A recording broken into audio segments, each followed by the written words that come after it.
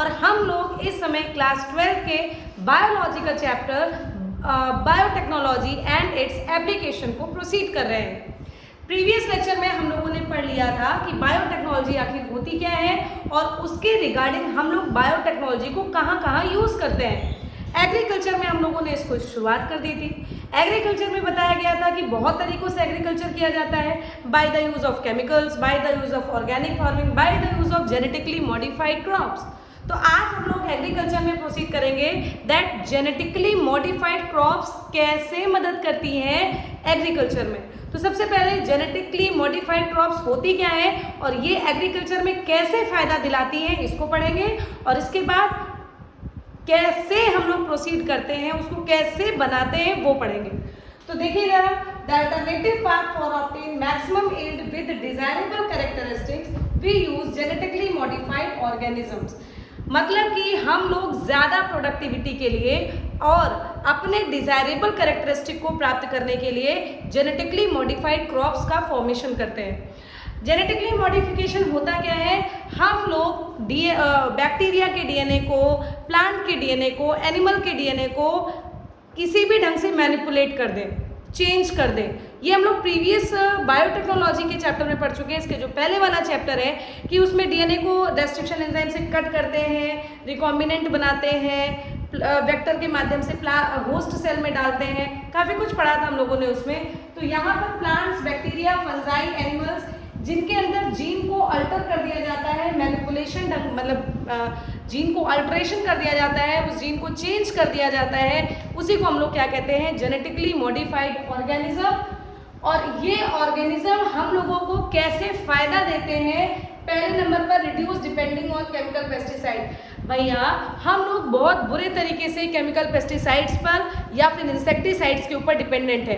ऐसे क्यों ना खेती की जाए कि हम लोगों को इनकी ज़रूरत ही ना पड़े, और जेनेटिकली मॉडिफाइड क्रॉप ऐसी ही अपॉर्चुनिटी देती है कि हम लोग की डिपेंडेंसी केमिकल पेस्टिसाइड्स या फिर इंसेक्टिसाइड से बिल्कुल आज के टाइम पर नेग्लिजिबल हो रही है। बहुत जगह पर ऐसे क्रॉप्स का फॉर्मेशन स्टार्ट हो गया है। Clear.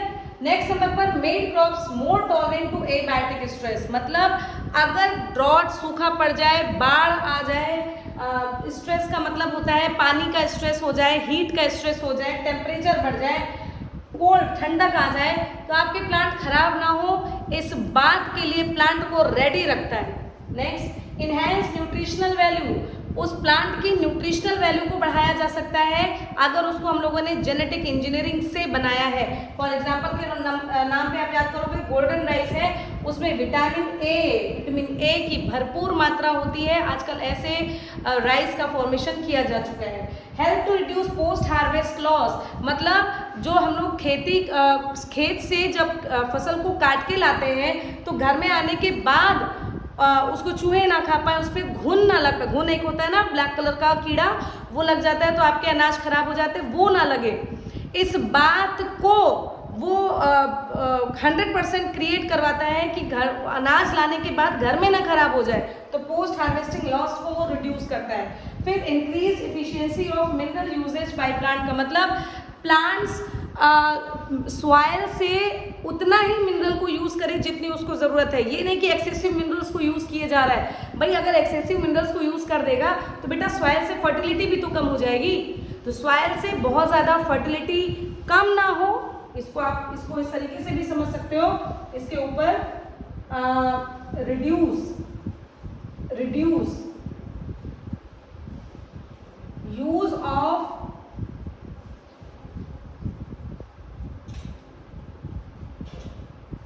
excessive use of minerals by soil। आप ऐसे भी इसको याद कर सकते हो। एक ये पॉइंट है और उसी के रिगार्डिंग एक ये पॉइंट है। मतलब प्लांट्स बहुत ज्यादा ना यूज कर लें मिनरल्स का, इस बात को भी तय करता है उतना यूज करेगा प्लांट जितनी उसको जरूरत है। फिर जेनेटिकली जीएम का मतलब genetically modified. GM also use to form tailor made plant. ये क्या होते हैं? टेलर मेड प्लांट ऐसे प्लांट होते हैं जो हमको एडिशनल सप्लाई करवाते हैं।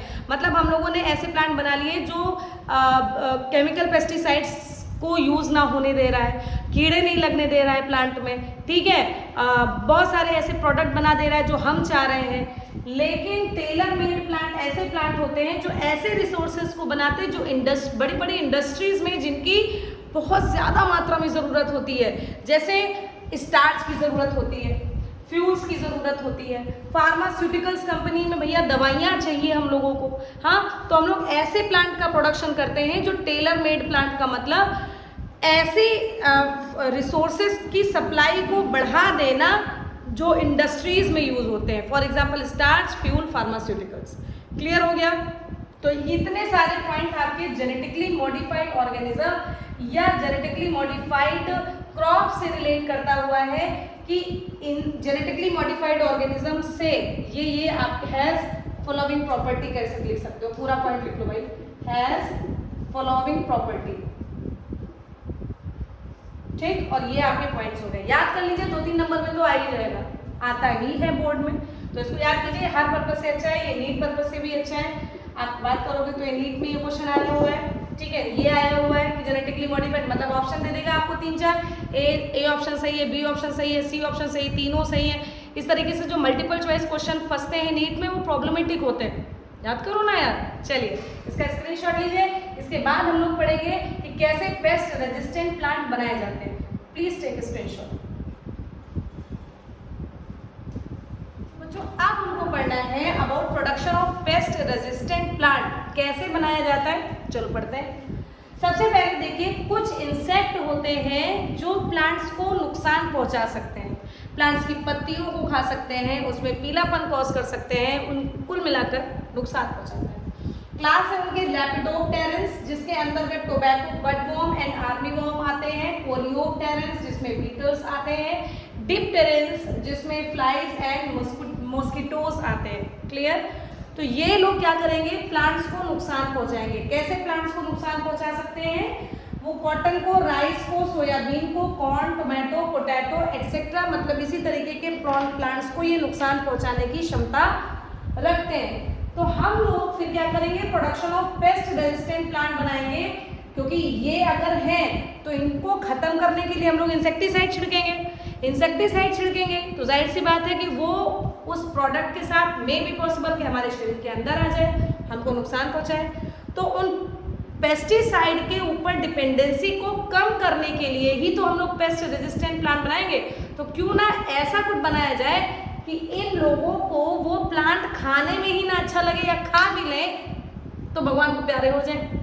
मतलब समझे कि हम किसी चीज़ को पसंद कर रहे हैं, खाना बहुत, मान लीजिए मुझे मोमोज बहुत पसंद है, अब उस मोमोज में कुछ ऐसी चीज़ मिला दो जिससे मेरा मुंह का स्वाद खराब हो जाए, या फिर ऐसी चीज़ खिला दो उस मोमोज में मिलाकर कि हम भगवान को प्यारे हो जाए। तो दोनों कंडीशन में अब हम उस चीज़ को खाना चले जाएंगे तब तो कोई बात ही नहीं, लेकिन अगर स्वाद खराब हो गया तब तो हम उसको खाना भी नहीं चाहेंगे ना दोबारा। या अगर हम चले भी गए तो हमसे रिलेटेड लोग भी तो समझेंगे कि मोमोज में ये फलानी चीज़ मिली हुई है, ख़राब चीज़ मिली हुई है, जिससे ये भगवान को प्यारी हो गई। तो ऐसी कंडीशंस मेंटेन किया जाता है by the help of genetically modified crop. इसके लिए क्या करते हैं, इसके लिए हम लोग पेस्ट रेजिस्टेंट प्लांट बनाते हैं जो कि पेस्टिसाइड्स यूज के ऊपर जो डिपेंडेंसी है उसको कम करता है। बहुत कॉमन एक बैक्टीरिया का स्ट्रेन है जिसको बैसिलस thuringiensis कहते हैं, वो यूज किया जाता है पेस्ट रेजिस्टेंट प्लांट को बनाने के लिए। क्लियर हो गया बच्चों? इसीलिए इसको शॉर्ट फॉर्म में हम लोग बीटी भी कहते हैं, बीटी, बैसिलस thuringiensis। क्लियर? अब क्या करेंगे, एक्चुअली बीटी क्या काम करता है, इसकी बॉडी के अंदर प्रोटीन क्रिस्टल्स होते हैं। जब ये बैक्टीरिया ग्रोथ कर रहा होता है उसके सर्टेन स्टेज ऑफ लाइफ में प्रोटीन क्रिस्टल फॉर्म हो रहे होते हैं जो कि एक टॉक्सिन रिलीज करता है, उसके शरीर में एक केमिकल बनाता है जो एक्ट एज अ टॉक्सिन, लेकिन उसके शरीर को नहीं मारता। मैं अगर जहरीली हूँ तो मेरे शरीर के अंदर वो मुझे नहीं मारेगा। मैंने अगर किसी को काट लिया, अरे सांप का एग्जांपल ले लो यार, सांप के खुद के अंदर जहर होता है, लेकिन सांप क्या मर जाता है क्या? नहीं ना, वो जब किसी और को काटता है तब उसका जहर उसको मारता है। वैसा ही कुछ बीटी के अंदर भी है। बीटी के अंदर क्या है, बैसिलस thuringiensis के अंदर ऐसे प्रोटीन क्रिस्टल है जो कि इनएक्टिव टॉक्सिन, प्रोटॉक्सिन का फॉर्मेशन कर रहा है, जो उसके शरीर में तो इनएक्टिव है, लेकिन अगर वो बैक्टीरिया इन इंसेक्ट्स के शरीर में चला गया तो ये मर जाएंगे। कैसे चला जाएगा? हम लोग इस बैक्टीरिया के स्पोर को पैकेट में आते हैं, स्पोर को लाके पानी में घोलकर प्लांट में स्प्रे कर देते हैं। प्रोसेस समझ लीजिए। क्या करेंगे हम लोग कि ये जो बैक्टीरिया है, इन बैक्टीरिया के स्पोर्स आते हैं मार्केट में, इसके स्पोर्स को लेकर पानी में घोलकर हम लोग प्लांट में छिड़काव कर देते हैं। फिर ये प्लांट जब उनके लीफ को खाते हैं ना, तो इनकी गट में जाकर, इनकी गट का पीएच क्या होता है? Alkaline, basic. ये जो इनके शरीर में इनएक्टिव टॉक्सिन है, किसके शरीर में? बीटी, इस बैक्टीरिया के शरीर का जो इनएक्टिव टॉक्सिन है वो इन इंसेक्ट के अल्कलाइन पीएच में जाकर एक्टिव हो जाएगा, और एक बार एक्टिव होने के बाद वो उनके शरीर में पोर्स क्रिएट करने लगेगा, छेद करने लगेगा, जिसके कारण इनके सेल में, इंसेक्ट्स के सेल में लिसिस हो जाएगी, स्वेलअप हो जाएंगे और इवेंचुअली डेथ पॉसिबल हो जाएगी। तो इसको देखते हैं। It forms a protein crystal that act as inactive toxin called protoxin. इनको क्या कहा जाता है बेटा? प्रोटॉक्सिन कहा जाता है। So when its spores are spread into infected plants, इसलिए अगर इनके स्पोर को इन्फेक्टेड प्लांट के ऊपर इनका इन्फेक्शन हो चुका है, मान लीजिए ये लीफ है, इसके ऊपर ये इन्फेक्शन कर चुके हैं और इसके ऊपर हमने छिड़काव कर दिया। So once an insect ingests it, उस इंसेक्ट ने इस बैक्टीरिया के स्पोर को खा लिया, then in its alkaline pH of gut, inactive toxin is converted into active toxin. ये जो inactive toxin था बैक्टीरिया का, वो उसके alkaline gut में जाकर एक्टिव हो जाता है, which binds to the epithelial lining cell of midgut. उसके मिडगट में जाकर उसकी एपिथेलियल लाइनिंग के साथ वो बाइंड कर जाता है एंड क्रिएट पोर्स, वहां पर छेद कर देता है, that cause cell swelling and lysis. वहीं पर वो सेल स्वेलिंग कॉज कर देता है और सेल को खत्म कर देता है, लिसिस कर देता है, and eventually death is caused. आगे लिखते हैं, मर ही जाते हैं यार, एंड डेथ इज कॉज्ड। आपके जो इंसेक्ट्स हैं ये मर जाते हैं। बस बन गया आपके पेस्ट रेजिस्टेंट प्लांट, कितना बढ़िया से बन गए, है ना। अब ये बीटी के अंदर बैसिलस thuringiensis के अंदर आखिर ऐसी कौन सी प्रॉपर्टी होती है जो ये आखिर अल्कलाइन पीएच पे जाकर अपना कमाल करती है? तो इनके अंदर एक जीन होता है, वो जीन वो टॉक्सिन निकालती है। तो अब उस जीन के बारे में पढ़ते हैं। पहले इसका लीजिए स्क्रीनशॉट, बोर्ड भर चुका है, स्क्रीनशॉट लीजिए। इसके बाद हम लोग उसके बारे में पढ़ेंगे कि आखिर बीटी के अंदर ऐसे कौन से जीन हैं जो ये करतब कर जाते हैं। क्लियर हो गया? चलिए स्क्रीनशॉट लीजिए। छोटू सा टॉपिक बीटी का और बचा है, फिर हम लोग एक और सीखेंगे कि कैसे आरएनए इंटरफेरेंस, आरएनए साइलेंसिंग का एक टॉपिक बचा है आज का, उसको भी देख लेते हैं। पहले इसको देखें कि बीटी टॉक्सिन जीन जो कि इनएक्टिव था, मतलब प्रोटीन बना रहा था, उनके शरीर में इनएक्टिव था, फिर वो एक्टिव बन गया, इंसेक्ट में जाके बहुत सारी चीजें बताई ना। इसका मतलब बैसिलस thuringiensis बैक्टीरिया के अंदर वो जीन है, ठीक है। उस जीन को उस बैक्टीरिया से आइसोलेट करके बताइए। अच्छा एक बात बताइए, वो जो स्पोर्स बनाए गए हैं बैक्टीरिया के जिसके अंदर बीटी जीन है, वो कैसे इतने सारे स्पोर्स को हम लोग पैकेट पे बना लिए इंडस्ट्रियल लेवल पर, बहुत सारे। तो हम लोगों ने जेनेटिक इंजीनियरिंग किया, बीटी टॉक्सिन जीन को बैसिलस thuringiensis बैक्टीरिया से आइसोलेट कराया गया और उसको बहुत सारे क्रॉप के साथ इनकॉर्पोरेट करवाया गया, सच एज कॉटन, राइस। तो पता है इसी तरीके से हम लोगों ने BT cotton rice, BT cotton crop बना ली है, बीटी राइस बना लिया है, इस तरीके के हम लोगों ने बहुत सारे क्रॉप्स बना लिए हैं। बैसिलस thuringiensis की वजह से आज वो क्रॉप या वो प्लांट पेस्ट रेजिस्टेंट हो चुका है। क्लियर? अच्छा, बीटी टॉक्सिन जीन्स जो होते हैं वो इंसेक्ट ग्रुप स्पेसिफिक होते हैं। ये क्या हुआ? मतलब उन जीन को, बीटी टॉक्सिन जीन को हम लोग क्राई जीन के नाम से जानते हैं और वो इंसेक्ट ग्रुप स्पेसिफिक होते हैं, उनको नाम दिया गया है साइंटिस्ट के द्वारा। जैसे जो कॉर्न बोरर्स होते हैं, कॉर्न बोरर्स के मतलब मक्के के दाने में छेद करने वाले जो कीड़े होते हैं, उनको खत्म करने के लिए बैसिलस thuringiensis का टॉक्सिक जीन वो चाहिए जो क्राई 1AB टाइप का है। ये कैसे डिटरमाइन करोगे? ये साइंटिस्ट लोगों ने उन्हीं के हिसाब से बहुत सारे बैसिलस thuringiensis के, एक तो स्ट्रेन नहीं बहुत स्ट्रेन्स है बेटा, तो बहुत सारे स्ट्रेन से बहुत सारे टाइप के बीटी जीन्स भी तो होंगे, टॉक्सिन जीन्स। उन बहुत सारे स्ट्रेस ऑफ बैक्टीरिया से बहुत सारे बीटी टॉक्सिन जीन बनाए गए, जिसमें से CRY1AB नाम का जो जीन है वो कॉर्न बोरर को कंट्रोल कर रहा है। तो कॉर्न बोरर अगर किसी प्लांट में लगे हैं तो हम लोग CRY1AB वाला टॉक्सिन लाएंगे और उसमें छिड़केंगे और कंट्रोल करवा देंगे। ये जो होते हैं CRY2AB और CRY1AC, CRY2AB और CRY1AC जो होता है वो कॉटन बॉल वर्म्स नाम के जो कीड़े होते हैं उनको कंट्रोल करने का काम करता है। कुल मिलाकर आपको यहाँ पर जो याद करना है for need purpose, for board purpose, कि बीटी टॉक्सिन जीन का नाम क्या है, तो आप याद करोगे क्राई, बेटा स्मॉल लेटर्स में है क्राई, याद रखना आप लोग यहाँ पर क्राई स्मॉल लेटर में याद करोगे, तीनों लेटर स्मॉल रहेंगे, स्मॉल सी या फिर स्मॉल CRY, छोटा सी, छोटा R, छोटा Y। ठीक है मैम, ये क्यों स्पेसिफिक कर रही हैं, शॉर्ट्स में बताएंगे क्यों स्पेसिफिक कर रहे हैं, ठीक है, क्योंकि अभी नहीं शॉर्ट्स में ही बताएंगे। चलो बैरर, आप लोग यहाँ पर छोटा C, छोटा R, छोटा Y करोगे, तो क्या मैम बड़ा वाला भी है क्या है, तो अभी तो कह रहे हैं टॉप सीक्रेट, शॉर्ट्स में बताएंगे, जुड़े रहना मेरे चैनल से, ठीक है। चलिए अच्छा, तो बीटी टॉक्सिन जीन को क्राई जीन कहते हैं। क्राई जीन CRY1AB टाइप का कॉर्न बोरर को कंट्रोल करता है, CRY2AB and CRY1AC cotton ball worms को कंट्रोल करता है। ये एज इट इज भैया रट्टा मारो, एज इट इज रट्टा मारो। क्लियर हो गया? बस इतनी चीज आप लोग स्क्रीनशॉट लीजिए। आप लोगों को एक बहुत बढ़िया सा टॉपिक और पढ़ाने जा रहे हैं। बताते हैं ना निमेटोडा का कॉन्सेप्ट, कैसे RNA इंटरफेरेंस होता है, कैसे RNA साइलेंसिंग के थ्रू भी हम लोग काम कर जाते हैं। बड़ा अच्छा कॉन्सेप्ट है, इसका स्क्रीनशॉट लीजिए। एक नया टॉपिक हम लोग पढ़ने जा रहे हैं, प्लीज टेक स्क्रीनशॉट।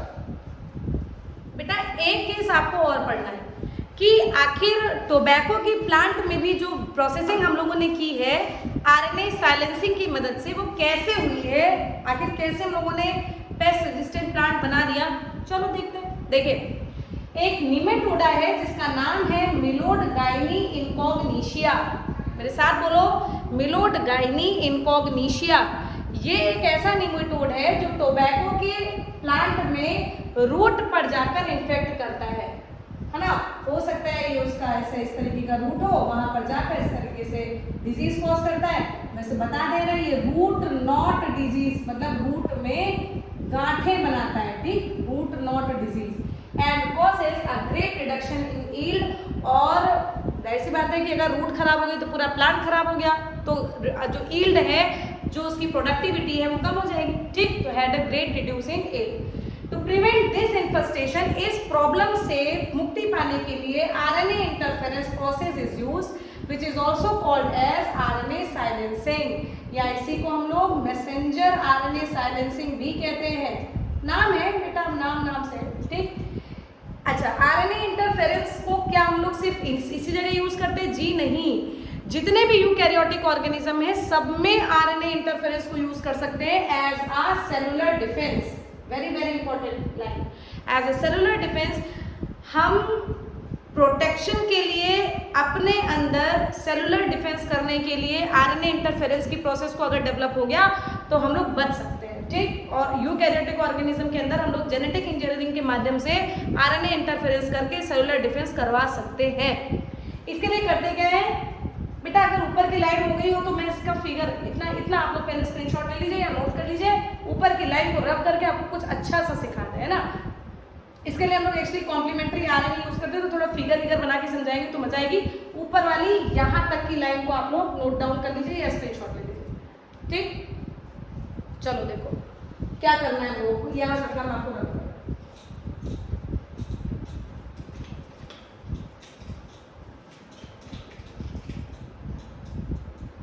देखिए इसमें हम लोग क्या करते हैं कि कॉम्प्लीमेंट्री RNA यूज करते हैं एग्रोबैक्टीरियम वेक्टर का, जो कि निमेटोड स्पेसिफिक जीन रखता है। मतलब निमेटोड स्पेसिफिक जीन्स का मतलब कि अगर निमेटोडा का जीन उसको मिला तो ये उसके साथ बॉन्ड बनाने की कैपेसिटी रखता है। कौन? एक दूसरा वेक्टर है एग्रोबैक्टीरियम नाम का। क्लियर हो गया? थोड़ी सी बात समझ में आई कि हम लोग एक वेक्टर को चूज कर रहे हैं जो निमेटोडा के जीन के साथ में बॉन्ड बनाने की कैपेसिटी रखता है। क्लियर? तो क्या करेंगे हम लोग इसमें एक प्रोसीजर करवाएंगे। जैसे मान लीजिए ये आपका ओरिजिनल निमेटोड है, ओरिजिनल अभी जो बीमारी कॉज कर रहा था, ठीक, ओरिजिनल निमेटोड। इसका डीएनए क्या बना रहा है, मैसेंजर आरएनए बना रहा है, मैसेंजर आरएनए बना रहा है, और उससे प्रोटीन बन रहा है, और प्रोटीन बनाने के बाद वहां पर प्रोडक्टिविटी कम हो रही है, प्लांट को नुकसान हो रहा है, प्लांट खराब हो रहा है, ठीक। अब हमने क्या उठाया, अब हमने उठाया नीमेटोड स्पेसिफिक जीन।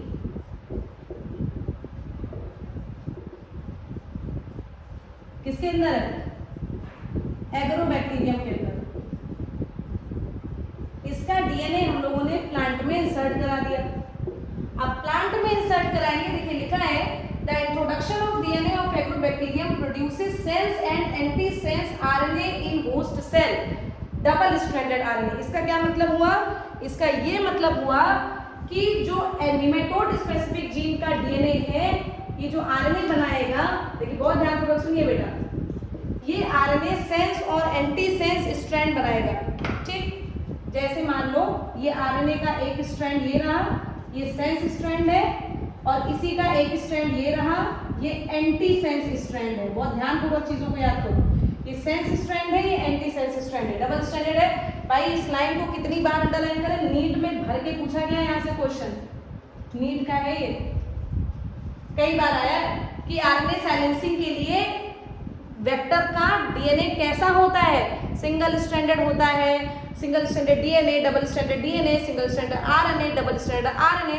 आप क्या आंसर दोगे, डबल स्ट्रैंडेड आरएनए यूज कर रहे हैं हम लोग। देखो ना, निमेटोड स्पेसिफिक जीन का डीएनए जो आरएनए बना रहा है वो कैसा है, डबल स्ट्रैंडेड है, जिसके पास सेंस और एंटीसेंस दोनों तरीके के स्ट्रैंड पाए जाते हैं। क्लियर। अब क्या होगा बेटा, यहाँ से इस ये एंटीसेंस स्ट्रैंड थोड़ा सा उसको और स्पेसिफाई अगर कर दें, ये डीएनए है, ये डीएनए का एमआरएनए है, एमआरएनए से यहाँ पर क्या बना रहा है, प्रोटीन बना रहा है, ठीक है। तो यहाँ पर क्या हो रहा है, ये आरएनए इसका जो डबल स्ट्रैंडेड है, ये इसके इस आरएनए से यहाँ पर देखो ये बॉन्ड बन जाएगा। बहुत ध्यानपूर्वक देखिए, ये एमआरएनए किसका है, मिलोडाइनी इनकॉग्निशिया का, ये आरएनए का स्ट्रैंड किसका है, एग्रोबैक्टीरियम का। इन दोनों ने बॉन्ड बना लिया।